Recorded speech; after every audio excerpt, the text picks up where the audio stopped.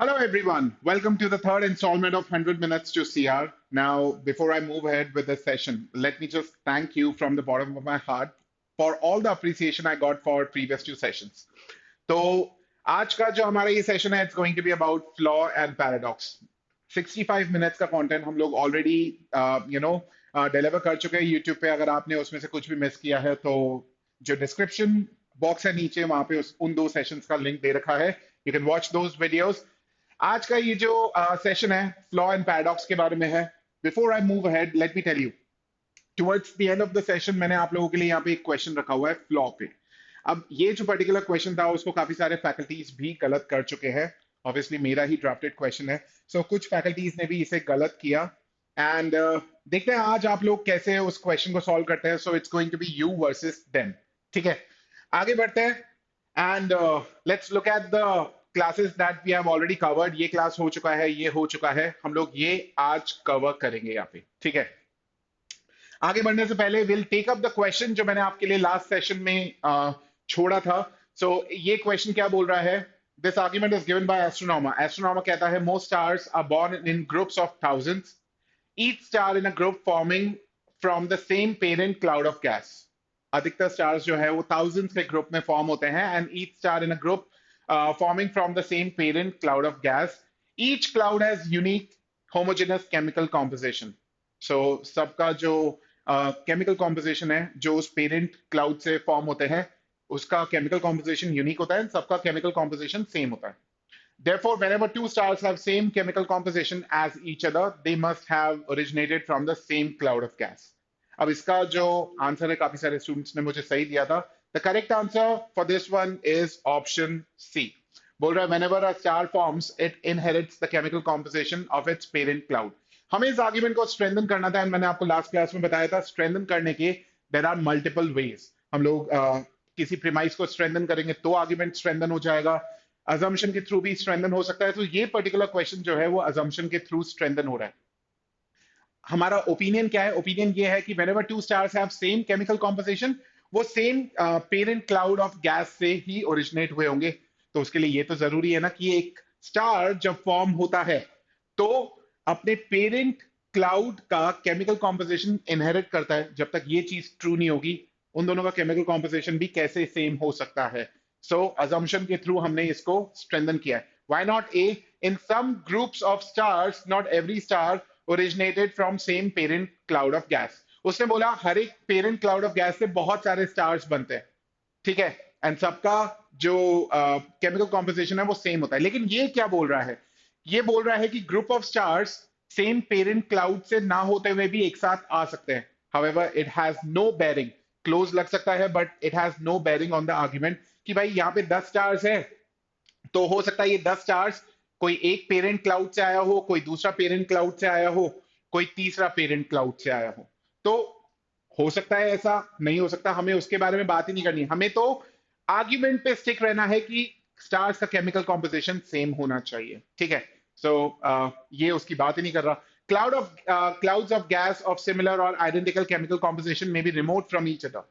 वो पास में रहे या फिर वो रिमोटली सिचुएटेड हो, क्या फर्क पड़ता है? ये जो मेन आर्ग्यूमेंट है उसको तो एड्रेस ही नहीं कर रहा। So again, irrelevant option है. And option D, many stars in vastly different parts of the universe are quite similar in their chemical compositions. कि भाई यूनिवर्स में अलग अलग जगह पे जहां पे स्टार सिचुएटेड है उनका केमिकल कॉम्पोजिशन भी सेम हो सकता है। ये तो उसको आर्ग्यूमेंट को ही वीकन कर रहा है, क्योंकि आर्ग्यूमेंट में क्लियरली स्टेटेड है हर एक क्लाउड ऑफ गैस का केमिकल कॉम्पोजिशन अलग अलग होता है। एंड अगर stars same cloud of gas से फॉर्म होते हैं तो उनका केमिकल कॉम्पोजिशन सेम होता है, क्योंकि cloud of gas has unique homogeneous chemical composition. So दूसरी जगह पे सिचुएटेड क्लाउड्स का केमिकल कॉम्पोजिशन सेम अगर हो गया तो आर्ग्यूमेंट ही वीकन हो जाएगा। So this option is incorrect. I hope आपको समझ में आया। Next we move to flaw in the argument. अब देखिए, सबसे पहले हम लोग फ्लॉ को डिस्कस करते हैं कि फ्लॉ होता क्या है। Flaw is basically reasoning in authors, और basically an error in authors reasoning. ठीक है, ऑथर प्रीमाइसेस यूज करता है किसी ओपिनियन को डिराइव करने के लिए। अब जिस कन्विक्शन से वो कहना चाहता है उस पर्टिकुलर ओपिनियन को वो कन्विक्शन नजर नहीं आता because of that particular error in the reasoning. So उस एरर को हमें आइडेंटिफाई करना है, दैट्स द फ्लॉ। अब ये क्वेश्चंस देखो क्या बोल रहे थे, answer choices for the question will be flawed. सारी की सारी आंसर चॉइसेस जो है वो आपकी फ्लॉड होंगी। You will have to identify the option that correctly identifies the flaw in the argument. हो सकता है चारों की चारों या पांच, अगर आप एलसैट लिख रहे हैं तो चार ऑप्शंस या पांचों ऑप्शंस जो हैं वो फ्लॉड हो। आपको तो वो वाला फ्लॉ ढूंढना है जो करेक्टली आर्ग्यूमेंट में फ्लॉ है उसको रिप्रेजेंट करे, ठीक है। So example, argument fails to rule out the possibility that एक पर्टिकुलर आर्ग्यूमेंट जो है, देखो क्वेश्चन कुछ इस तरीके से भी आ सकता है, argument fails to rule out the possibility that, मतलब आपको एक स्पेसिफिक टाइप ऑफ फ्लॉ जो है ढूंढना है, ठीक है, जो आर्ग्यूअर ने ओवरलुक किया है, यानी कि ऑथर ने ओवरलुक किया है। रीजनिंग और एरर और detect, it can be reasoning error or a defect, a feature of an argument's reasoning that keeps the argument from delivering the degree of support। मैंने आपको वही बताया ना, जिस कॉन्विक्शन के साथ ऑथर कुछ कहना चाहता है वो कॉन्विक्शन इस पर्टिकुलर रीजनिंग एरर की वजह से आ नहीं पा रहा, ठीक है। एंड क्या हो सकता है, इट कैन बी अनस्टेटेड अजम्पशन, एक ऐसा अजम्पशन जो uh, ऐसा बैड अजम्पशन, तो याद रखिएगा फ्लॉ के बारे में हम लोग आगे ये पढ़ ही रहे हैं, but flaw is basically a bad assumption. अगर आप इसको याद रखते हैं तो फ्लॉज काफी हद तक आपके लिए आसान हो जाएंगे। तो एक अनसेटेड अजम्पशन हो सकता है, लॉजिकल एरर हो सकता है, और ओवरली कॉन्फिडेंट डिडक्शंस हो सकते हैं जहां पे बाकी पॉसिबिलिटीज को आपने नजरअंदाज कर दिया। सो देखते हैं ये क्वेश्चंस गलत क्यों हो जाते हैं, because the incorrect answer choice points out a flaw in the reasoning of argument that is bad assumption। तो आपने वो पर्टिकुलर ऑप्शन को देखा ही नहीं जो बैड assumption फॉर्म कर रहा है। The most common trap on this type of question is one involving you know irrelevant option. कभी कभार ऐसा होता है क्योंकि वो चार ऑप्शंस जो आपके पास वहां पे आते हैं वो चारों के चारों ऑप्शंस जो है वो फ्लॉड होते हैं। तो आपने जो ऑप्शन चूज किया वो उस पर्टिकुलर रीजनिंग एरर को रेफर ही नहीं कर रहा, वो इररेलेवेंट ऑप्शन है। या फिर the incorrect choice might discuss a detail or distinction that does not actually affect the conclusion, वो कंक्लूजन को अफेक्ट ही नहीं कर रहा, ठीक है। या फिर वो ऑल्टरनेटिव्स डिस्कस कर रहा है जो पैसेज में शायद दे ही नहीं रखे। तो इस तरीके के रीजंस जो है वो गलत ऑप्शंस होते हैं, ठीक है। How to find flaw in the given argument, देखिए सबसे पहले इसके लिए जरूरी है कि जो दे रखा है, क्रिटिकल रीजनिंग का एक बेसिक रूल होता है, you are not suppose to question the premises. So the support which is given for the conclusion is not up for debate, वो अपने आप में सही है। प्रॉब्लम ये है गिवन दैट सपोर्ट, वो सपोर्ट होने के बावजूद भी वो डिग्री ऑफ कन्विक्शन, वो डिग्री ऑफ सपोर्ट जो ऑथर देख रहा है वो नहीं मिल पा रहा है, तो क्यों? In other words the support may be true but it does it demonstrate the conclusion must also be true. जो दे रखा है वो ट्रू है, इट डज नॉट मीन जो ऑथर कहना चाहता है उसके बेसिस पे वो भी ट्रू हो, ठीक है। हमारा गोल क्या है, वो पर्टिकुलर अजम्पशन, जो बैड अजम्पशन मैंने आपको बताया वो पर्टिकुलर अजम्पशन हमें आइडेंटिफाई करनी है, ठीक है। हम उसके लिए we need to identify the traps और we need to watch out for the traps. And उसके लिए जरूरी है कि you familiarise yourself with common flaws, आप अपने कॉमन फ्लॉज के साथ अपने आप को फेमिलियराइज करें। Let's look at some common flaws, ये रहा आपके सामने। अब देखो यहाँ पे है ना, ये स्ट्रक्चर्स हैं, फ्लॉड स्ट्रक्चर्स हैं, एंड यहाँ पे हर कहीं पे बैड अजम्पशन है। देखो, I know it's going to rain tomorrow because I heard a forecast for rain on my favorite radio station. Yeah, just because you heard a forecast for rain on your favorite radio station, does it mean कि वो radio मतलब it's going to rain tomorrow? Because forecast गलत भी हो सकता है। तो आपने bad assumption क्या लिया? फेवरेट रेडियो स्टेशन पे जो सुना जाता है वो कभी गलत होता ही नहीं है। So that's a bad assumption. Trump is late for dinner, so he must be stuck in traffic. यानी कि बैड assumption क्या है कि ट्रैफिक के अलावा वो कभी लेट हो ही नहीं सकता, यही तो बैड assumption हुआ। My doctor tells me it's bad for your lungs to smoke cigarette, but I know he's lying. Why? I saw him furtively smoking a cigarette the other day. Now, यार ऐसा भी तो हो सकता है कि कोई बंदा खुद गलत काम कर रहा है लेकिन आपको गलत काम करने से रोक सकता है, एंड जो वो काम बोल रहा है कि गलत है वो वाकई में गलत हो। Just because doctor himself smokes it doesn't make smoking a good thing, smoking can still be a bad thing. You getting my point? So यहाँ पे ये सारे के सारे स्ट्रक्चर्स जो हैं यहाँ पे बैड assumptions हैं। Last summer ice cream sales decrease while homicide rates more than doubled in this region, ठीक है। आइसक्रीम सेल्स कम हुई एंड होमिसाइड का जो रेट है वो डबल हो गया। एंड इसीलिए अगर होमिसाइड के रेट को कम करना है, we should look into selling more ice cream. Now ये तो हो सकता है कि ये दोनों चीजें जो है वो इंडिपेंडेंट हो, and just because one happened and after that another event happened, first one is not the cause of second one। जरूरी थोड़ा है, आपने तो यहाँ पे बैड assumption ले लिया, first one was the cause of second one. ठीक है, कि आइसक्रीम सेल्स घटी एंड होमिसाइड का रेट, होमिसाइड्स का जो परसेंटेज है वो बढ़ गया। सो ये सारे के सारे फ्लॉज जो है यहाँ पे बैड assumptions है। So flaw itself is a bad assumption। I hope आपको ये समझ में आया। आगे बढ़ते हैं। सो मैंने यहाँ पे आपके लिए एक क्वेश्चन रखा हुआ है। देखिए ये क्या बोल रहा है, the book arts decline argues that European painters today lack skills that were common among European painters of preceding centuries. ठीक है, ये बुक आर्ट कोई तो नाउन है। ठीक है, सो बुक आर्ट्स डिक्लाइन, ये कोई तो आर्ग्यूमेंट होगा जिसका ये टाइटल है। वो कहता है कि European painters today lack skills that were common among European painters of preceding centuries. बोल रहा है in this the book must be right, ये जो बुक है अपने आप में राइट होगी। क्यों? 100 पेंटिंग्स का एनालिसिस किया गया। We analyze 100 paintings, 50 old and 50 contemporary, and demonstrates convincingly that none of the contemporary paintings are executed as skillfully as older paintings। ठीक है, तो सबसे पहले जो इंफॉर्मेशन हमको दे रखी है वो अपने आप में सही है। आप ये मत कहिएगा कि जो कंटेम्प्रेरी पेंटिंग्स हैं वो स्किलफुल है। उसने बोला कंटेम्प्रेरी पेंटिंग स्किलफुली पेंट नहीं की गई है, उसको ट्रू मानिएगा। ठीक है, यहां पे जो चीज दे रखी है उसको निगेट नहीं करना चाहिए। बैड अजम्पशन क्या है उसके पीछे, उसको आइडेंटिफाई करो। ठीक है, सो अगर कंटेम्प्रेरी पेंटिंग्स जो इसने कंसिडर की है वो लेस स्किलफुली पेंटेड है तो मतलब वो सही है। तो यहां पे जो करेक्ट आंसर है इसको आप एक बार पॉज कर लीजिएगा एंड अपने आप इसका करेक्ट आंसर आइडेंटिफाई कीजिएगा जब तक मैं इस सेशन के साथ आगे बढ़ता हूं, फिर आप प्ले करके आगे देख सकते हैं। ठीक है, सो बोले which of the following points to most serious logical flaw in reviewer's argument. The correct answer for this one is option A। Paintings chosen by book's author for analysis could be those that support the book's thesis। जो sampling की गई है, क्योंकि उसने 100 paintings ली, 50 old and 50 contemporary, उसमें जो 50 contemporary paintings उसने ली हैं ये वही वाली पेंटिंग्स हैं जो एक्चुअली उसकी थीसिस को सपोर्ट करती है। यानी कि कुछ ऐसी पेंटिंग्स भी हो सकती है जो उसकी थीसिस को सपोर्ट ना करे। राइट, सो बैड अजम्पशन क्या है कि जो पेंटिंग्स आपने ली है ये वही वाली पेंटिंग्स हैं जो उसकी थीसिस को सपोर्ट करती है। So that's the flaw. जो पेंटिंग है नो डाउट वो लेस स्किलफुली पेंटेड है, बट ये वही वाली पेंटिंग्स है जो ये अपनी थीसिस को प्रूव करने के लिए इसने यूज की है। बी बोल रहे there could be criteria other than technical skill of artist by which to evaluate a painting.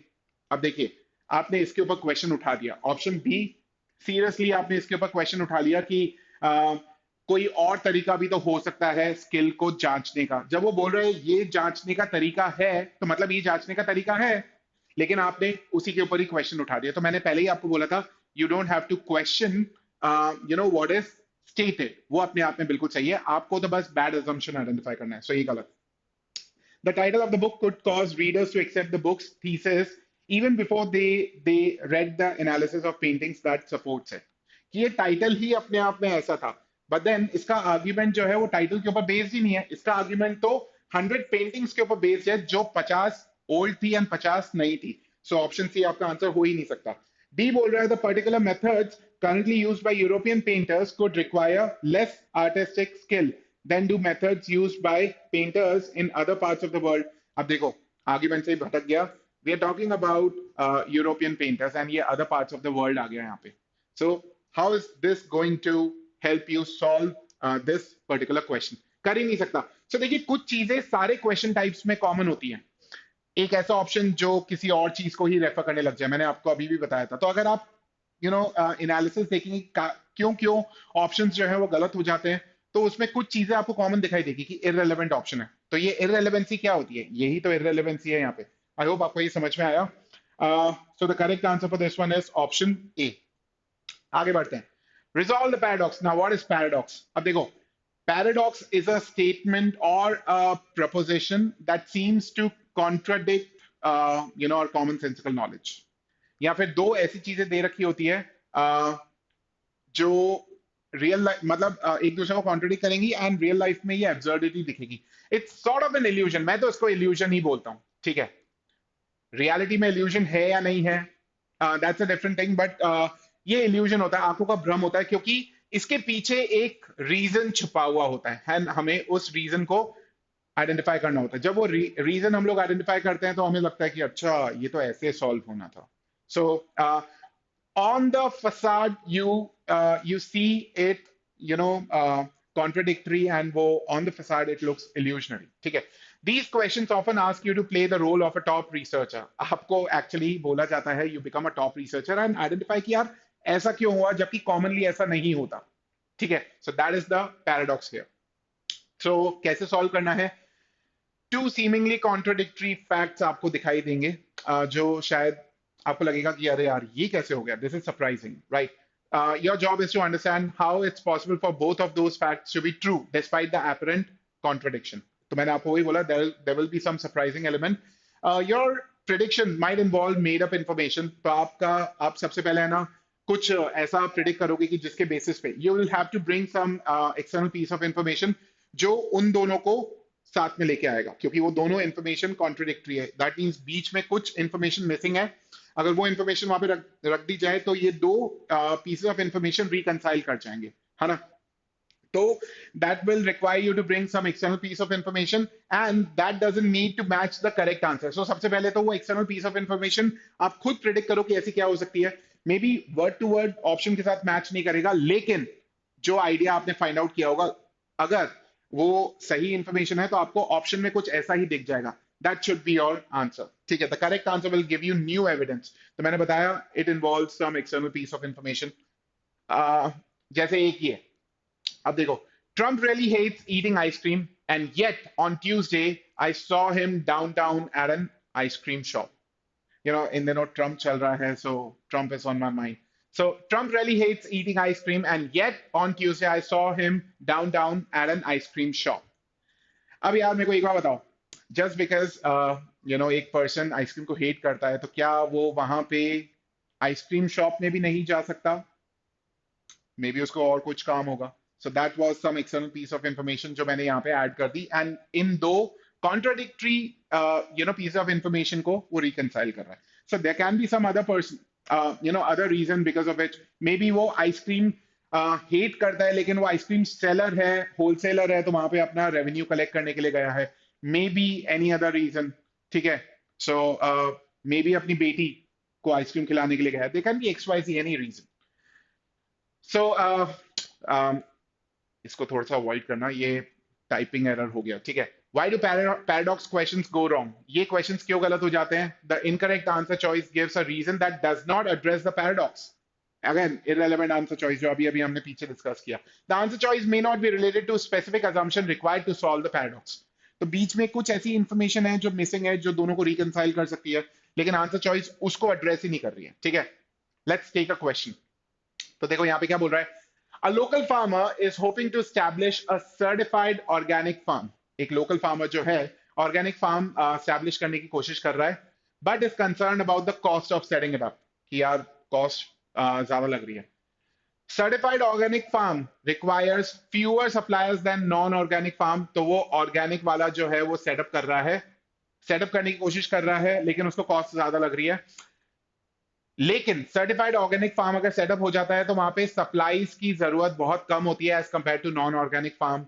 Most supplies are less costly, और जो सप्लाईज जितनी भी होती है वो लेस कॉस्टली होती है as compare to non organic farm. Also, because organic farm does not use expensive pesticides or tools, the cost of maintenance is also low as compared to non-organic farm. But the setup of the certified organic farm remains expensive. ठीक है. And farmer is unsure if return on his investment will justify the cost. So आपने देखा organic farm को establish करने के लिए सारी चीजें बहुत कम है, फिर भी वो कॉस्ट को लेके चिंता कर रहा है.